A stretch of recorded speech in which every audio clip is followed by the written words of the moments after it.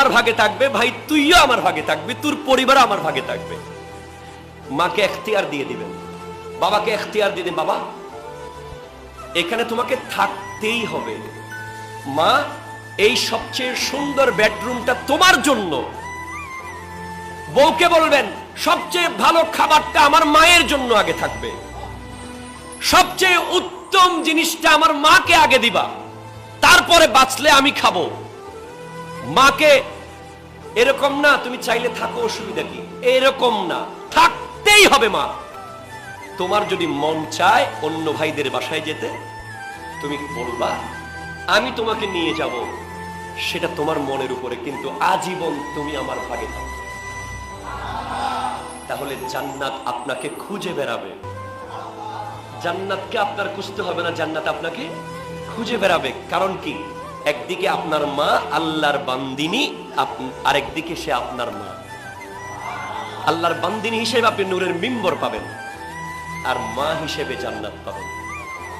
সুবহানাল্লাহ জোরে বলেন। তিন ভাই, সাপোজ এখন বাবা মার দায়িত্ব নিয়ে ভাগাভাগি শুরু হয়ে গেছে।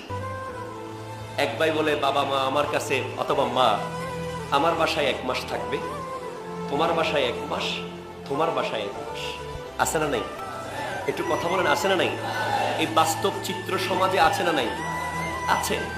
ওই বৃদ্ধা মা যার একটা ওষুধ নিয়ে, যার একটা গ্যাস্ট্রিকের ওষুধ পর্যন্ত ভাগ করে এরকম সন্তান বর্তমানে আছে। 30 দিন যখন চলে গেল, 31 দিন হলে একটা ট্যাবলেট কেনার মতো টেন্ডেন্সি ওই সন্তানের নাই। কেন? বলে আজকে থেকে তো আমার ভাইয়ের ভাগে চলে গেছে, আজকে থেকে আমার ভাগে আর নাই। মাকে নিয়ে ভাগাভাগি সমাজে চিন্তা করে, আমি কেন করব, আমার কেন দায়িত্ব হবে, শুধু আমি কেন টাকা কামাবো। শুধু তুমি তো বুঝতেছো না, তোমার টাকা দিয়ে সবাই খাচ্ছে, মানে আল্লাহ তোমাকে দয়া করতেছে। কথা জোরে বলেন না, ঠিক কিনা?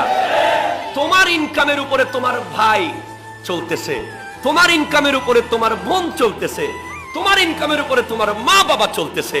তোমার উচিত তাদেরকে হাতে পায়ে ধরে বলা, ভাই রে দয়া করে আমাকে ছেড়ে যাইস না, আমি না খেয়ে তোকে খাওয়াবো।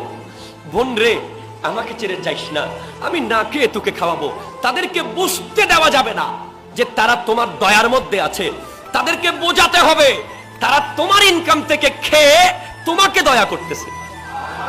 একটু জোরে কথা বলেন না, ঠিক কিনা? তোমার টেন্ডেন্সি থাকতে হবে, আমাদের মানসিকতা থাকতে হবে